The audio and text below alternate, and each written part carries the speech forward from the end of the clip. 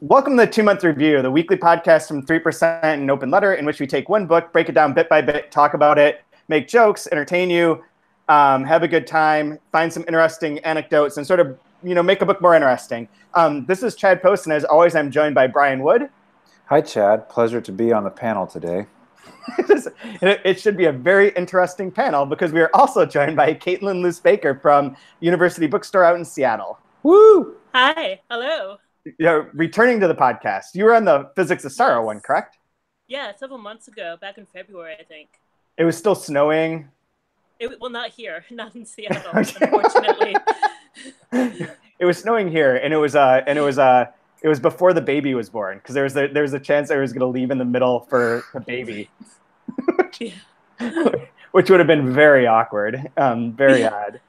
Just dash out immediately, headphones still in. Yeah, just leave the Google thing running. It's just a blank screen for like 7 hours. It's like a David Lynch movie. Walks through.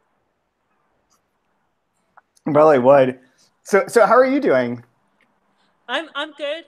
I was trying to find out information about Dorothy Leuthold, which doesn't seem to be.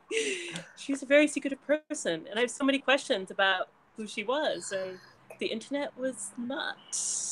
There are a few things about the internet that are weird for this chapter. To preface it for everyone, so we are talking about Fox by Dubravka Ugresic, and we're talking specifically about Part 5, Little Miss Footnote, which is whatever pages it is, like 240 to 260 or so.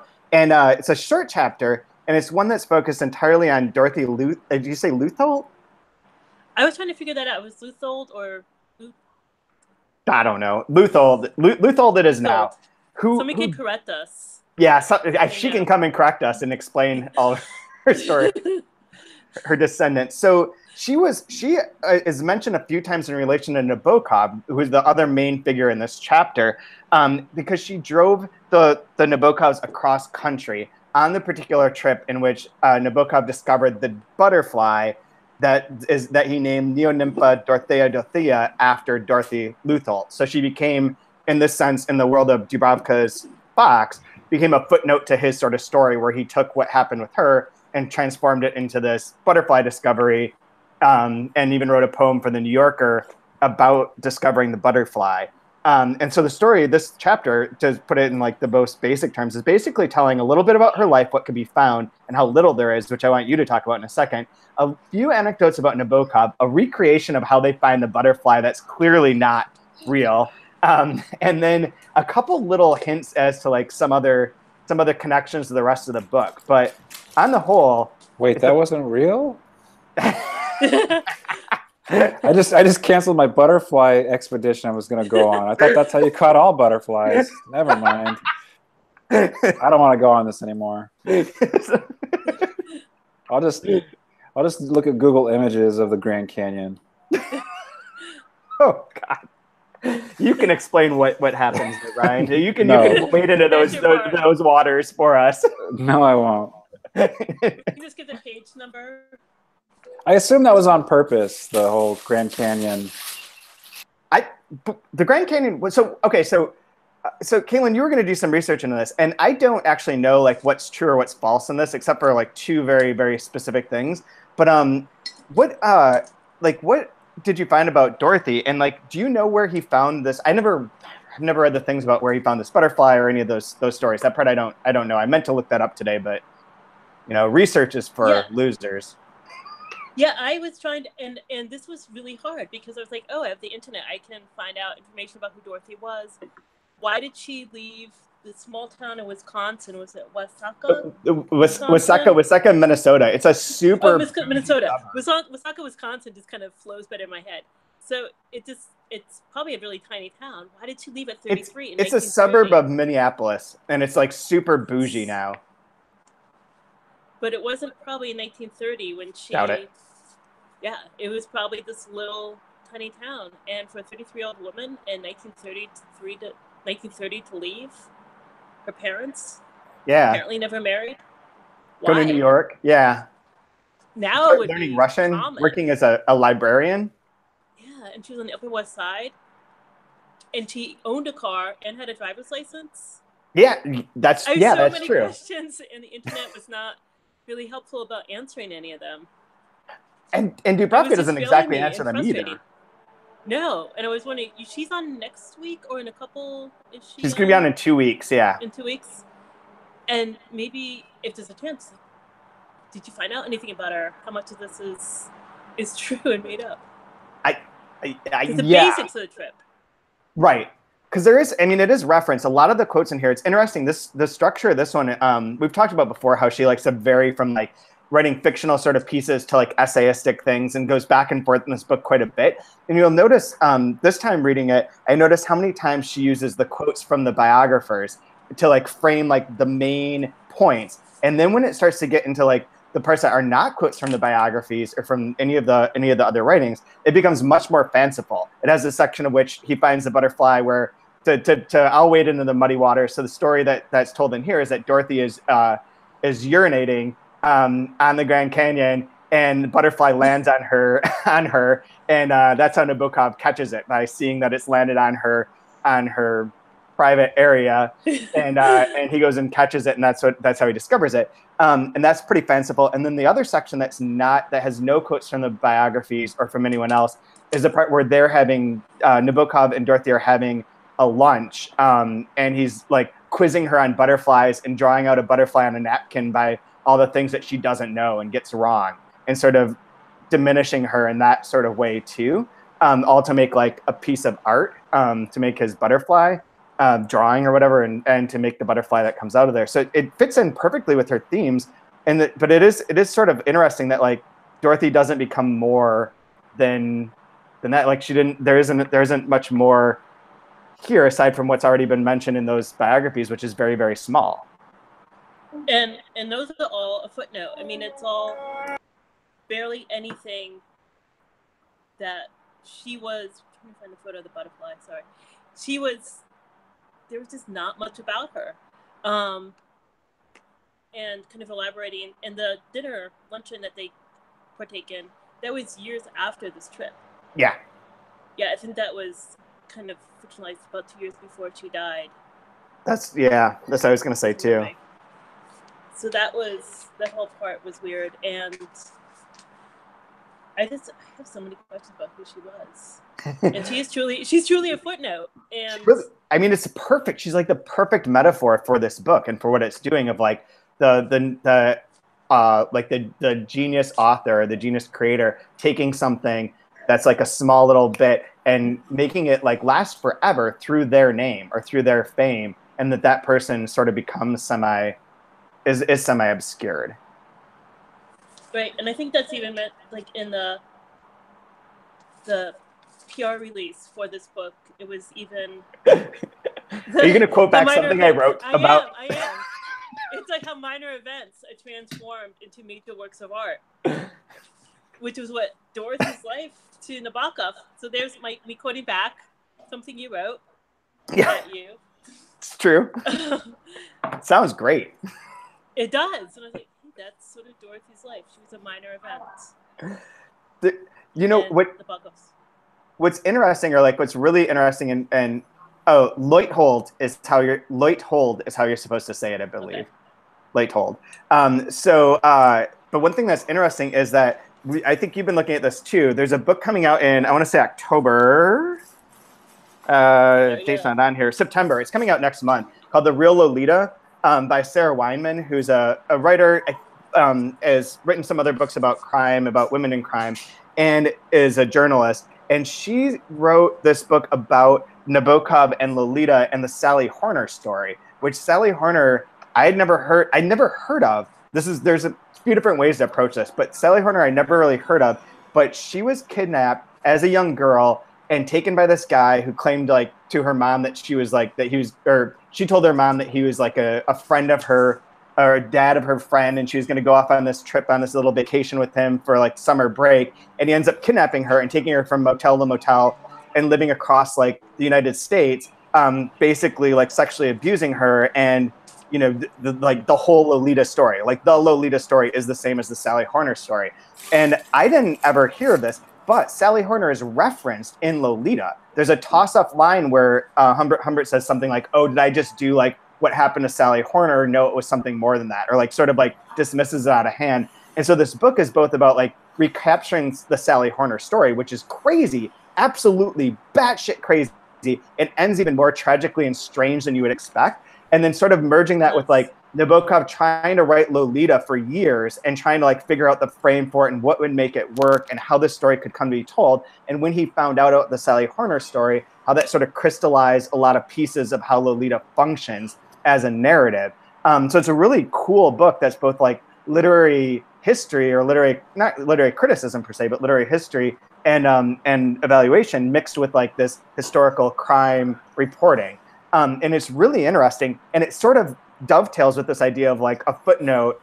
That Sally Horner is in a way like a footnote that now is mentioned in Lolita, but most people don't know who she is. And yet it ended up creating this work of art that like millions and millions and millions of people have read. True. Indeed. Yes. Yeah, and I've been kind of going through the book, trying to read some of the Nabokov chapters that are more focused on him, and some of the Sally chapters as well.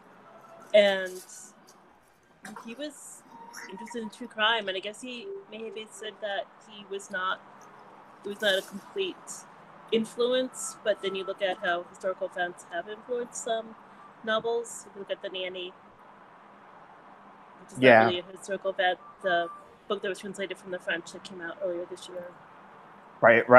Yeah, which uses the basis of the true crime, horrific crime with a nanny in New York for this book. Right. Yeah. The whatchamacallit, Perfect Nanny. The Perfect Nanny, yes. Yeah. That it's really interesting. And it is cool because Nabokov always is like putting in the real Lolita, it references this a lot. And it's one of the few things that like probably everyone knows about Nabokov is that he's always favoring art over everything else. Like the end goal of being artistic or the art is more important than anything. So like all those crazy sort of entertaining, sort of like curmudgeonly intros that he has to the vintage reprints where he's like, everyone's going to see psychoanalytic crap in here and they're wrong. They're just dumb. It's all dumb. It's just art. Everything's like the art is the highest point. And he really like, even in this role of Lolita, sort of dismisses when these things kind of come up of like, was this real life event part of this or was it based on this guy? And he's like, no, none of it. Art comes out of somewhere else. Art's beyond. And the book sort of undercuts that a little bit. And I think Dubravka's Fox is playing with that line of like, where are those influences and how much does that matter when you create great art or how does that transform? And I love that part of how Fox functions. Yeah, and I think in this part, it kind of feels like this chapter, you know, what is the fox in this chapter in this? And it kind of, would you kind of answer, but it just seems a little kind of stands out there, but it shows how, you know, as I reiterated, how this small little bit can change. This one person and her generous offer to drive the family across the country can change history. Yeah. Because without her, Lolita would not have been written. Probably. Right. I mean, it was influential because Nabokov cites a lot of the hotels they stayed in along the way and the journey across America. Yep. So like she smuggled her way into, she's the fox smuggling her way into the future and into art through that part of it. Right. And yeah. What was your take on this section, Brian? I liked it a lot. It was very interesting. Again, like it kind of has this essay feel, and then before you know it, it's slipped into a scene, and you're reading it just like it's regular fiction narrative. I love that trick that she does again and again. And yeah, it was so interesting and compelling. Like I just wanted it. I wish it was all true. You know, it's one of those. Yeah. It's like, no way. Oh, this probably isn't real, but no way. This is crazy.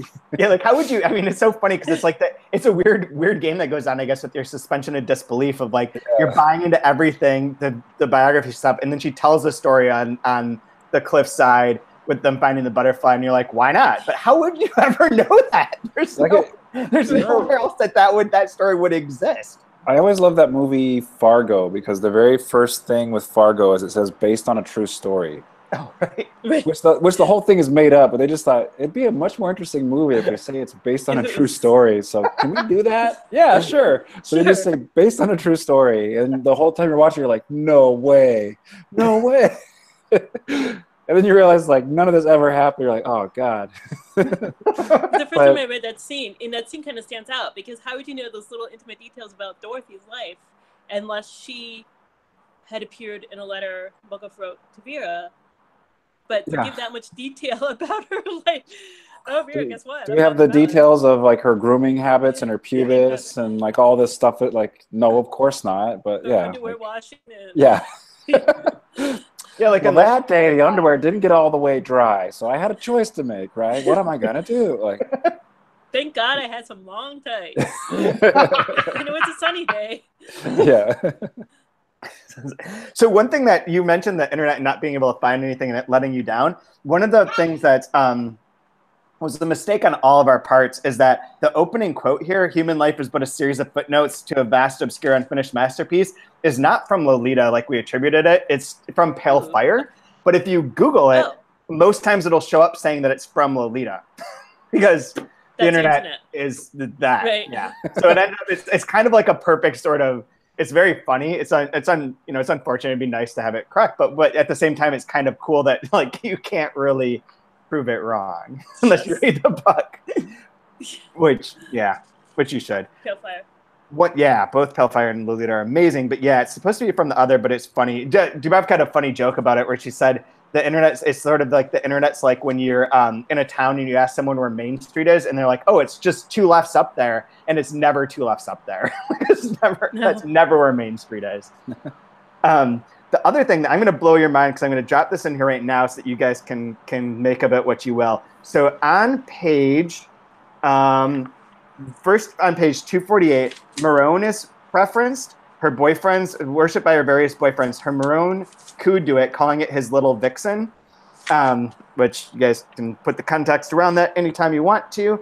And then the other time is on page 254. It says she's talking about her talking to Nabokov about her friend who's a poet, friend in quotes, who's a poet, who's Miron Bolochkin.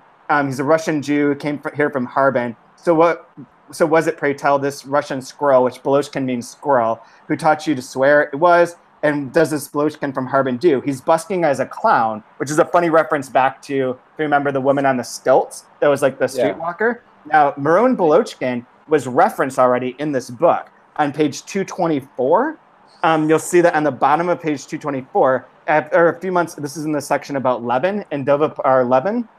After a few months in Birobozhin, whatever, where he'd make friends with Miron Bolochkin, actor and poet, he sets out for Harbin in Miron's agreeable company. The two of them muddle along together for a time, and then each chooses his own direction. Bolochkin stays on in Harbin, seeking passage to America, where Levin goes on to Shanghai, a free city where no one is inspecting passports or visas. So there's Miron popping up as Dorothy's boyfriend in the next chapter after having been Levin, or mysterious Levin that's also multiple people in multiple places in this book in there. And then to tie that all together, in Penin, Mira Bolochkin is one of the main characters, is one of the characters that's referenced. And there's jokes in there about squirrels. And so it goes forward into Penin as well. So that would be one that I don't think everyone's going to pick up on. So that is a gift. Yeah, nice one.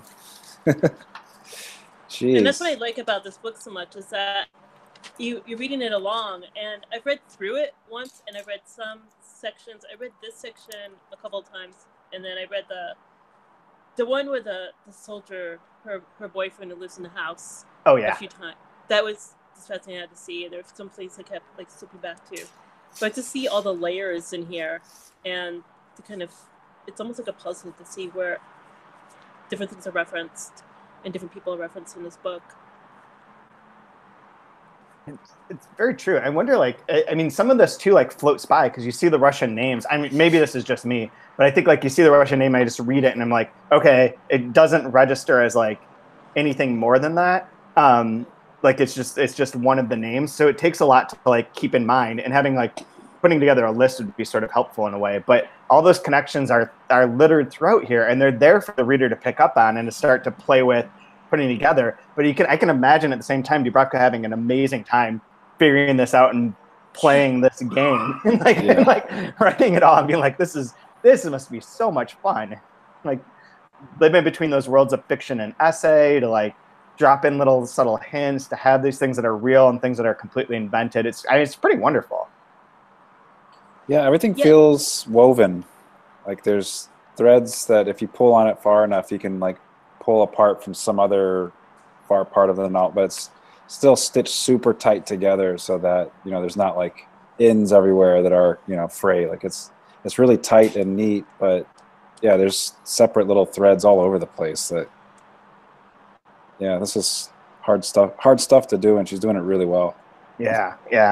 And it does make sense too, like with this section as a good contrast in some ways to that opening section again, where we talked about how it's very essayistic at the beginning about the story, and how stories get, and stories so good. So, right. But it's almost like that's a good entryway, and then you get something like this, and you're like, oh, this is kind of how a story about how stories get made, but it's being told now in a different way, in a different approach to that. And one that's like a little less essayistic or a little bit less heavy on those historical parts and much more on like these little flights of fancy that come about. Yeah, and I think that's what makes this book, I mean, I keep saying this so fascinating, is that you kind of relate this, and I kind of feel, you know, as the fox is a trickster in literature, and she's kind of playing with us like that. Kind of playing with us and seeing what she can do next. And I'm talking to Dubravka on this, but throwing all these bits in, it's just, shit. Like, how smart do you expect people to be? Like, this is really exactly. That's why I tried to use the internet, and then it, you know. I was thinking of writing a post tonight, possibly, and all of it was going to be about like the simplicities of reading, and this is like the opposite of that.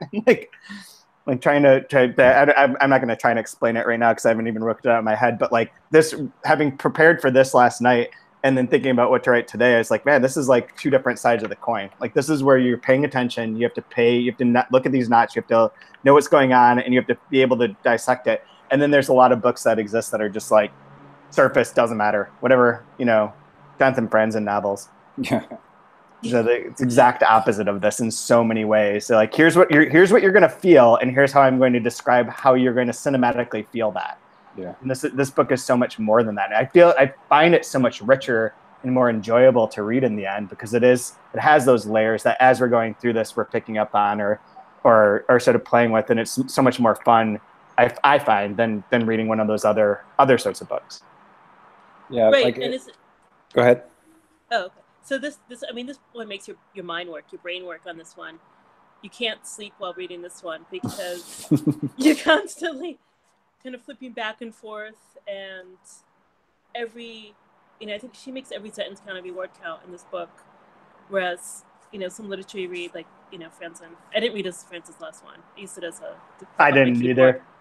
It was a good prop up my keyboard book, but it's perfect. Sorry, Penguin. At the same time, we're going to have Ryan Chapman's going to come on next week, and he's a huge Franzen fan. He always gets super pissed at Tom and I when we make fun of Franzen on the 3% podcast. So and I'm certain he's going to listen to this, and he's probably folding his clothes and screaming at me right now. But I can understand, I can respect as well the desire among some readers, or especially like, you know, just your average person, to just want a book that you just sink into like a cinematic universe that you don't need to think about. Like, rule number 1, the reader is your friend and your ally. So you need to treat your friend and your ally nicely by having a good, just warm, cozy book to read. Sometimes. I'm not kidding. I think that's like his first rule of writing. It's like the reader's your friend. Whereas Dubravka's like, I don't give a fuck. I think she respects the readers in a different way, right? No, I know. Yes, of course. No, but I think it's one of these arguments, or it's one of these like debates or like topics that can come up over and over again, and you always get trapped by things of saying like, it's like Franzen's old thing of like Mr. Difficult versus like books that please you or whatever. He's like, there's no reason to read William Gaddis because any author that makes you work is like horrible. You shouldn't have to work as a reader. And that's judgmental and also seems very small-minded and dumb. And at the same time, to be dismissing like friends and writers like that out of hand is equally like, well, but they give people pleasure and they're, readers enjoy that and they get something out of it in a different way. That you can't be that much of an elitist either. So there's like, it's a trap argument, but it is sort of interesting of the different approaches that people have, and that's all possible, and that they reward things in different ways. And I personally have always been, and I'm sort of going off into Chad land here for a second, but I've always been personally very fascinated by that in the way that it relates to the way that your brain works and like how your brain rewards pleasure and rewards things in different ways, especially in relation to like it comes up with music a lot where you're basically predicting things, and the more that you more accurately you predict what's coming next, the more it sort of reinforces the cycle of feeling good about yourself, that you knew the next note, you knew the next melody, that's the melody that's played. It gives you like a little stimulus, and you start to see, and this is why people like over the age of 33 don't listen to new music or whatever, that your tastes are fixed at a point in time because you become like, I was listening to new music too, but like part of the argument is that you still find the same, or you're attracted to the same patterns, and that your patterns are sort of like locked down at some point. And that I think about that in relation to books as like the Franzen level, to continue with this bad sort of A versus B analogy. The Franzen level is the sort of cinematic, like it's what you see is what you feel is what you have. And that gets reinforced a lot in our culture of like, that you want things to be there and to be the surface and to be described and be able to be seen. And that there's a different level of pleasure with people like Nabokov and Prak and Dubravka who are doing things that are like mental, and that they're a second level, or Katyak or whomever, where that first level of like the pattern that you expect to be there is there and that's satisfying. That part isn't necessarily there, but there's some other thing that as you puzzle it out or as that clicks, that's a different sort of reward. And there's like a different sorts of rewards to reading. And I feel like she's working in a vein that like is very classic in a lot of ways, but it's also like a vein that's very much not the Franzen vein. It's a different one. But there's something about the way the brain, the way that people work with that I get obsessed with. I've been obsessed with it for years. This is like half one of my lectures for one of my classes I just gave you guys. So we didn't have to pay. Yeah. Yeah. Hey, look at that. Don't tell the University of Rochester. Well, it's funny because I remember reading an interview where Nabokov described, like, there's some people that write with the head in mind, and there's some that write with the heart in mind, trying to get out at sentiments and that sort of thing, right? Like Franz would be like the heart, right? Yeah. And whereas Gaddis would be the head.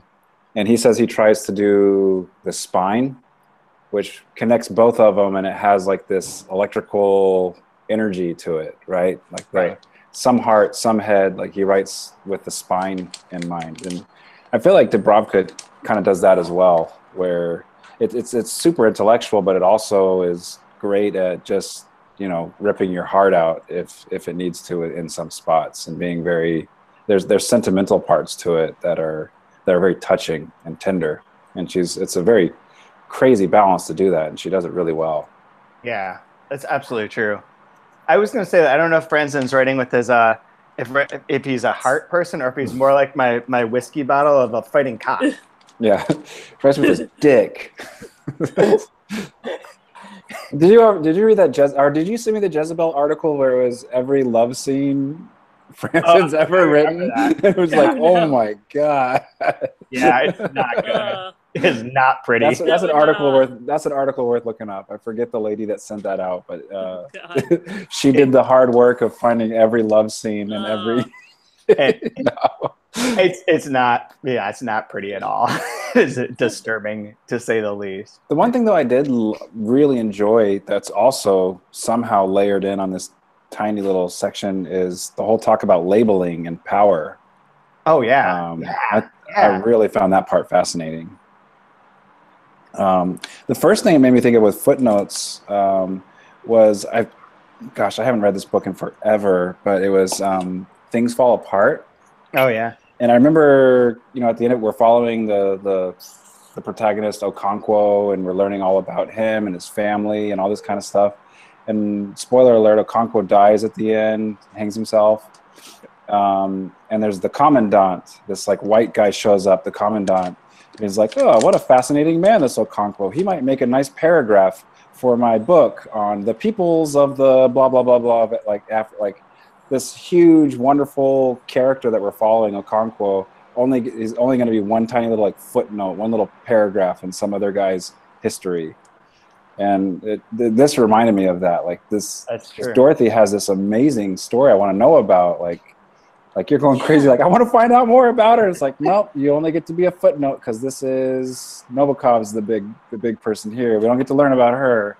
Like, yeah, it made me think of Things Fall Apart. Like everybody is a footnote to somebody, and you try not to think about your life that way, but it's very true.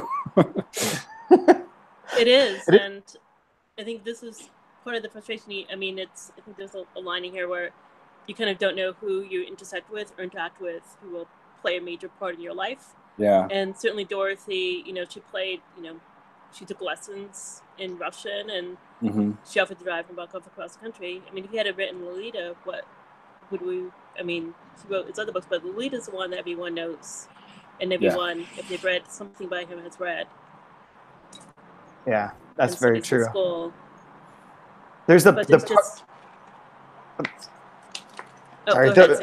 part that you like sort of related to what you were saying, Brian, about the labeling too. To go back to that, I'd forgotten about that bit, but that does run throughout here a lot. Yes. On like page 250 and 51, talks about romance. And the perfect romantic couple is therefore a sort of monstrosity, and a successful romantic bond is the willing embrace of a form of invalid functionality, with one half depending on, conjoined with, subservient to the other.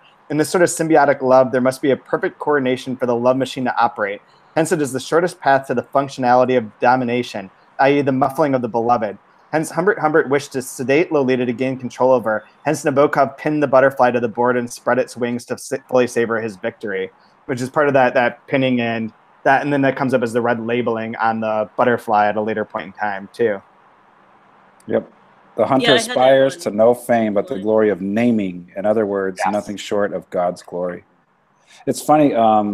So I've been doing a ton of research on the Pentateuch and like the first 5 books of the Bible, and reading like commentaries on it and stuff like that. And one of the interesting commentaries I never thought about was with Adam.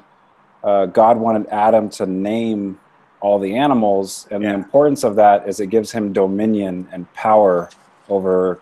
By naming, you have power and dominion over. Like it's now your subject, basically, right? Isn't this the beginning of semiotics?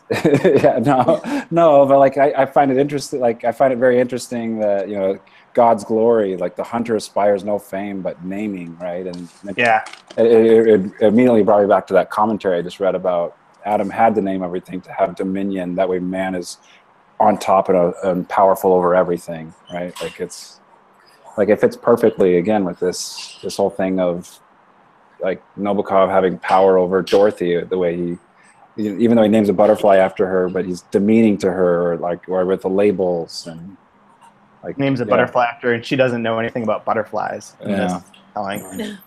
There's also the just a random connection thing. When she does, we mentioned a few times when she urinates before he finds the butterfly, reminded me of like the character from the chapter with the boyfriend in the woods when she's burning everything down and leaving, flipping it off when she stops behind her car and urinates too. We have a couple of scenes of women bending down and urinating outside, which I think I approve of. There's another biblical reference in there too. He calls it the burning bush.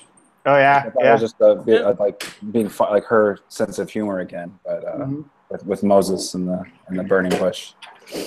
So good, so good. So, did you guys have a favorite line from here? I had one of the first lines.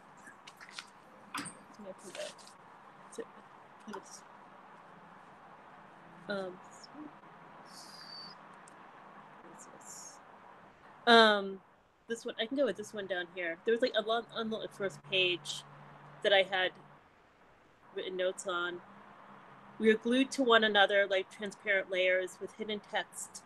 We grow into one another, all of us and each of us being inhabited individually by secret dwellers as we dwell in the homes of others. That's awesome.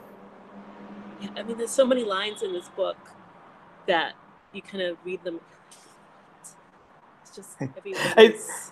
Right above that, I have underlined literary footnotes joust for survival like cocks trained for the fight, which is really fun. She's so good. The one that I was going to say is I usually have my dark ones, but this is I don't have a dark thing today.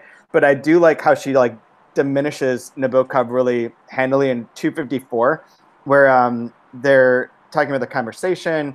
Blah, blah, blah. She says, and Dorothy felt slightly queasy. Heavens, what a boy. He's such a boy, she repeated to herself with a sense of despair that seemed out of proportion to the situation. And she was impatient for the moment when they'd leave the restaurant and part ways. I really liked it just like a quick dismissal of like the Nabokov sort of over the topness. I'm sorry, my cat just tore my headphones out. It's okay. Is the part from 254 where she refers to him as being such a boy, which I just love. It's like it diminishes him in return. So I like that too. Yeah, I underlined both parts that you guys read, oddly enough. So I'm scrambling to find another one. Damn it! You go third and you get your thunder stolen. That's true. I could just randomly. Sorry about that. No, it's fine. It's fine. Sorry, my cat tore my headphones out, and I have this bag of treats up here, so he will be quiet. And I think there's some kind of drug, obviously, in them. He tore the headphones out, and just, okay. My cat eats my headphones as much as possible. Like if I leave them on the table or whatever, he tries to bite through them. And they're the old Apple ones that had like not like these ones, but the ones that were like slightly different, like the rounder part. He would puncture them with his teeth, and they would never work. And he's like, he's an asshole. I don't know where he is right now. He's sleeping over there, nice and peacefully and looking great. But generally, he just comes after them and claws them off, and then just gnaws on them until they don't work anymore. Which is why I can't hear out of my right ear. I'm pretty sure. And I feel like I'm like have vertigo because I can only hear you guys through my left, and this one's just not doing anything because my cat ate it. So. I've got you both beat. Cool. So I had to do some dumb research on Las Vegas hotel advertisements. I watched like an hour and dude, they're amazing. Yeah, and like taking down notes and stuff like that. So I've got a bunch of notes on Las Vegas like stuff I don't want to do. And so I hear a cat throwing up in the middle of the night. I'm just like, oh, damn it. Like that stupid noise. If you have a cat, you know that noise. So you're like, all right, I'm going to get up. I'm going to do it now. I'm not going to be lazy. So I got up, had my phone as a flashlight, looking around for it. Couldn't find it anywhere. So I went back to bed. I wake up this morning. The one piece of paper I took all my notes on, it's right on top of that. Like the entire house, and he does it on this one piece of paper that has all my handwritten notes, an hour's worth of work. It's just cat vomit all over it. It's like, you son of a bitch. Oh my God. Oh well. It probably wasn't that good anyway, so whatever. There's a story I heard about Las Vegas Hotel that you should hear about because you might want it for your novel. I'll tell you when we're done with this. All right, sounds good.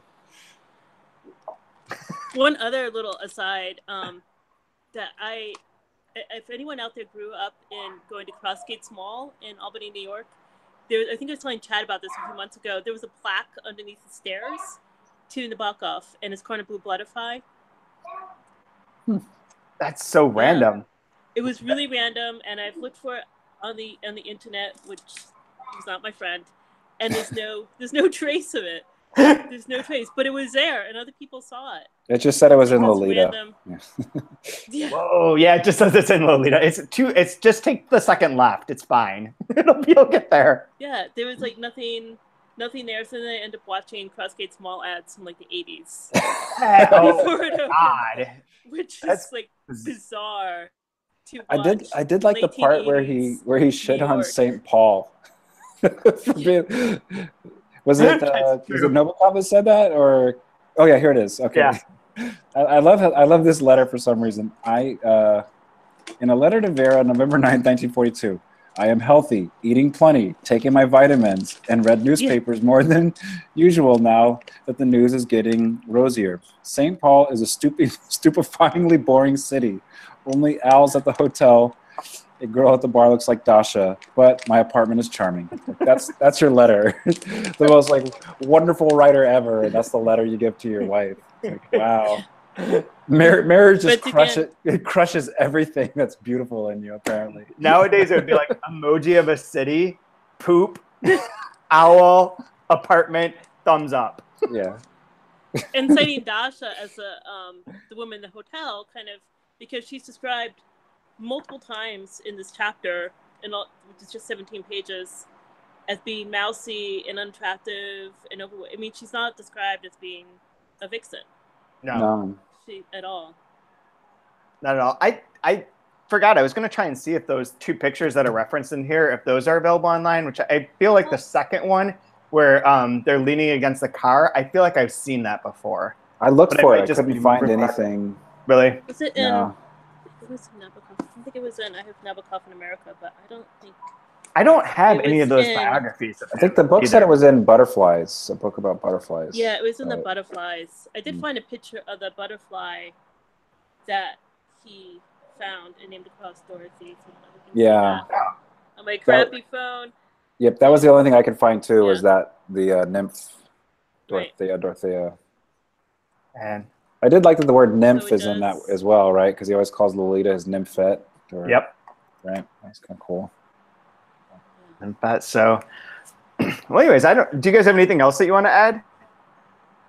This is a killer little section, man. This was fantastic. I liked it a lot.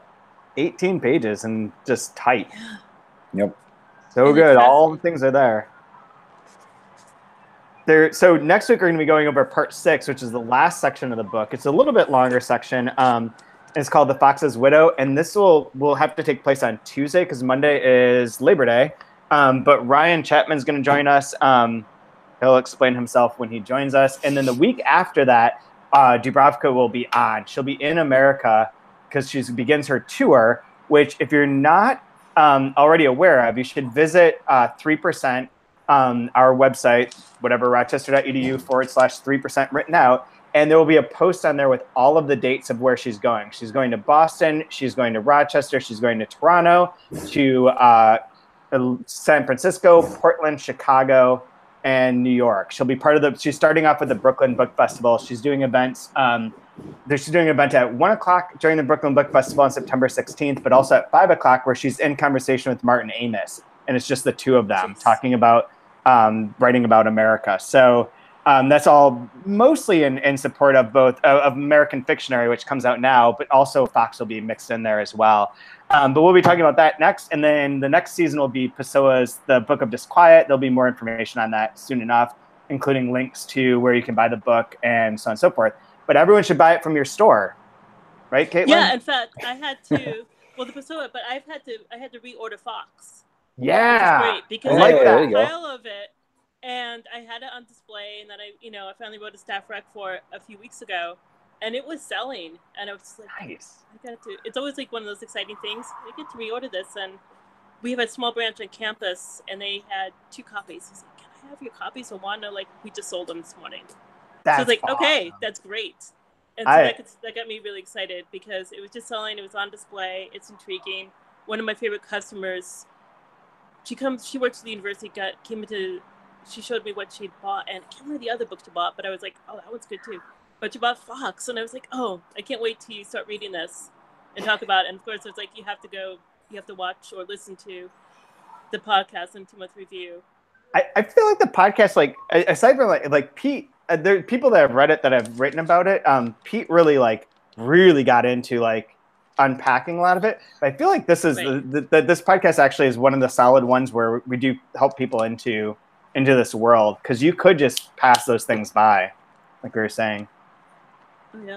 This I'm saying that our podcast kicks ass, which is it does. It's important. Yeah, someone has to say it, right? Like, well, you tend to get books that are more Mr. Difficult than Mr.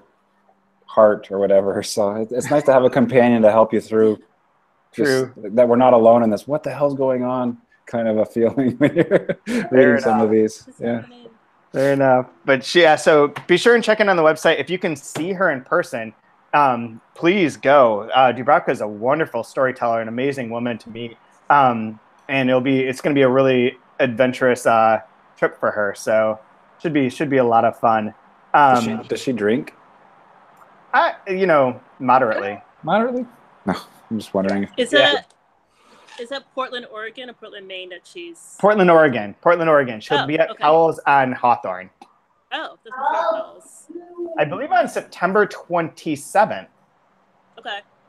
If I remember all my dates correctly. She's in San Francisco on the 25th, Portland on the 27th. She's doing an interview there on the 28th, and then she goes to Chicago for an event on, I believe, October 1st. She will also be in Pittsburgh at the City of Asylum later on in October. She's staying in America for a while. She's staying until the middle of November. So we even have some time in late October and in November where she could do some extra little one-off events as well. So awesome. Yeah, I may have to go down to Portland and drag my brother. Do it. Along. I know. Do it. Also, if anyone, I was gonna castigate you. I felt like you guys, if anything, you guys must have merchandise.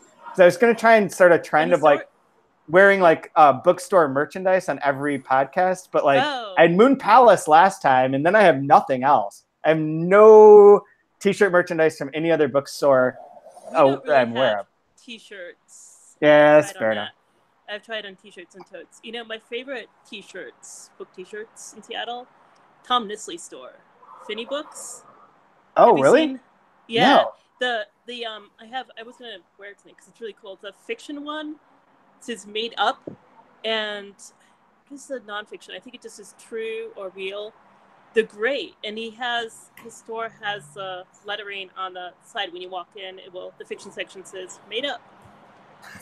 They're really fun, and they're just these cool design block letters, nice soft cotton. I'm doing a little pitch for Tom's. That's solid. Yeah, absolutely. Yeah, they're great shirts. If they have a link, send it to me. I'll include it in the show notes. Okay. We are making a 10th anniversary T-shirt for Open Letter, I believe. So we're trying. Nice soft quality cotton.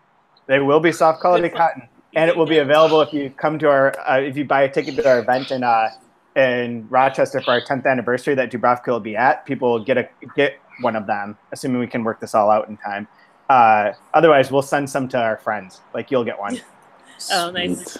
You both will get one.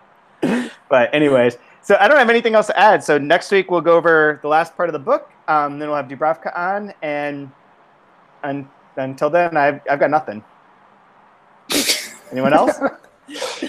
No, I think that's a great way to end. Yeah, you can check us out. Anybody? All that other stuff, yeah. I never go through it right. Yeah. Yeah. Okay, bye everyone. Adios. Okay, it stops.